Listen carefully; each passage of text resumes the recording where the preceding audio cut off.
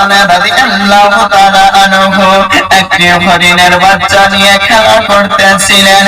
এমন সময় ইমাম হুসাইন রাদিয়াল্লাহু তাআলা আনহু ইমাম হাসানের নিকটে হাজির হয়ে ইমাম হাসানকে বলতে আছে, ও ভাই হাসান, আমাকে হরিণের বাচ্চাটা দাও, আমি হরিণের বাচ্চাটা নিয়ে খেলা করব।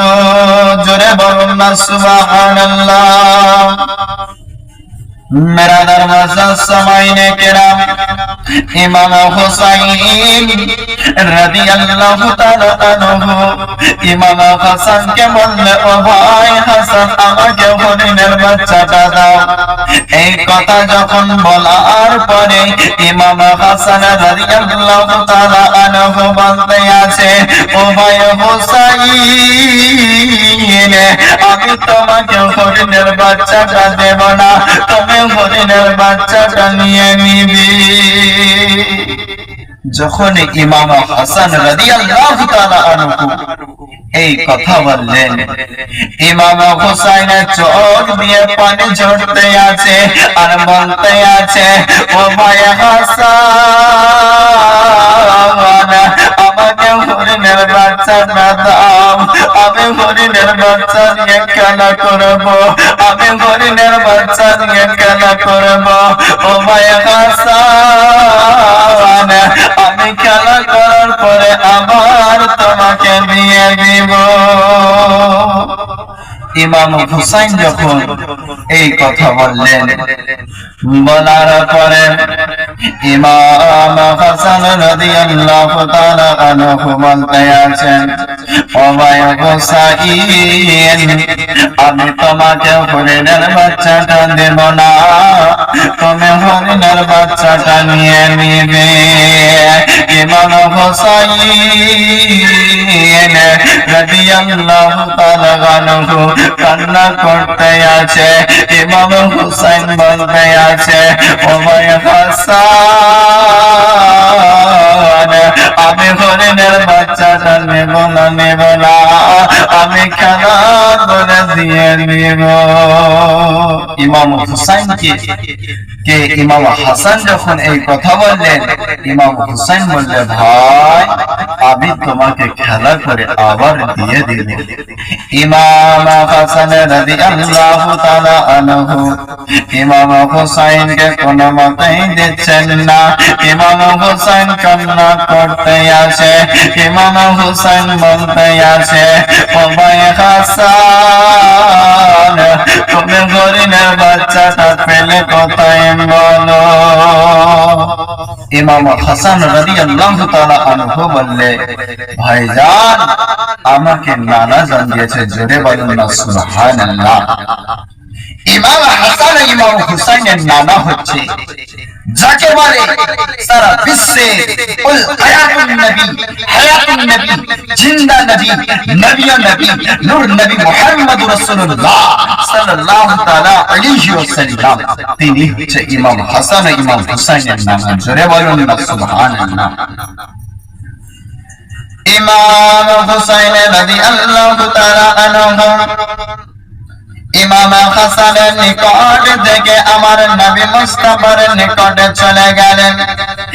নবী মুস্তাফার নিকটে যাওয়ার পরে আমার নবী মুস্তাফাকে বলতে আছে, ও খালাজান, আমাকে একটি হরিণের বাচ্চা দিন। ইমাম হুসাইন রাদিয়াল্লাহু তাআলা আনহু ইমাম হাসানের নিকট থেকে আমার নবী মুস্তাফার নিকটে চলে গেলেন।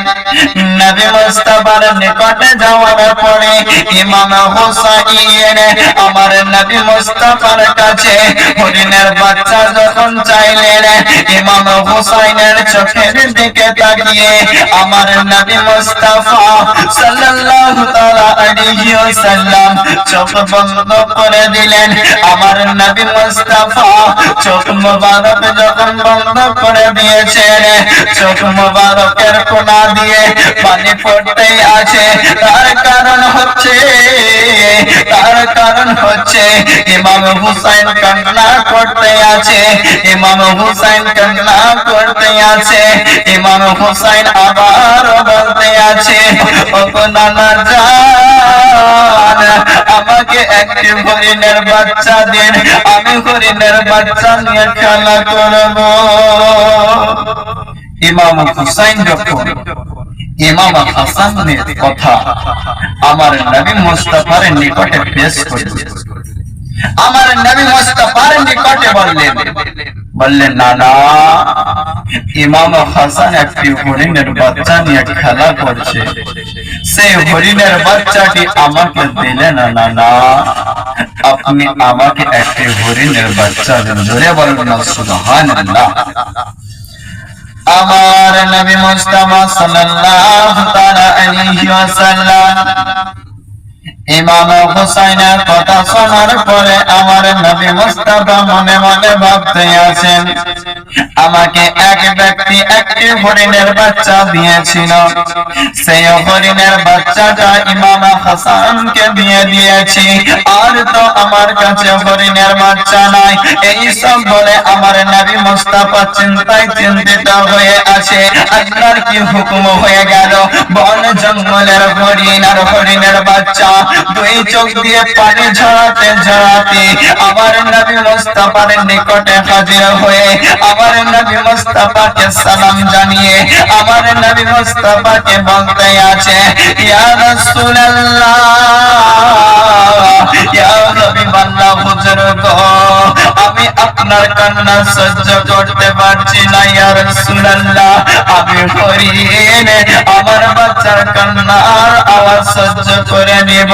ইয়া রাসূলুল্লাহ, ইমাম হুসাইনের কান্না বন্ধ করুন, ইমাম হুসাইনের কান্না বন্ধ করুন, আমি হরিণ, আমি সহ্য করতে পারছি না, আমার অন্তর খানা ফেটে যাচ্ছে, আমার জান খানা ফেটে যাচ্ছে। ইয়া রাসূলুল্লাহ, আপনি ইমাম হুসাইনের কান্নাটা বন্ধ করুন, আমি সহ্য করতে পারছি না। আমি একটি হরিণ আর হরিণের বাচ্চা এসেছি, তার কারণ হচ্ছে আমার বাচ্চাটি আপনাকে দিয়ে দেব, আপনি ইমাম হুসাইনকে দিয়ে দিবেন, ইমাম হুসাইন আনন্দ হয়ে যাবে। জোরে বলুন না সুবহানাল্লাহ। আমার তাহলে বোঝা গেল আমার নবী মুস্তাফার কিরকম ভালোবাসা ছিল, যে বন জঙ্গলের হরিণ আর হরিণের বাচ্চা এসে আমার নবী মুস্তাফাকে এভাবে সুপারিশ করার পরে আমার নবী মুস্তাফাকে একটি হরিণের বাচ্চা দিয়ে দিলেন।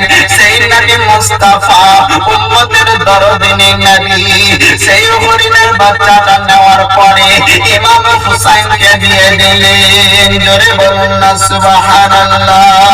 আরে বোঝা গেল আমরা মানুষ হই, আমরা নবী মুস্তাফার মহব্বত করতে পারছি না।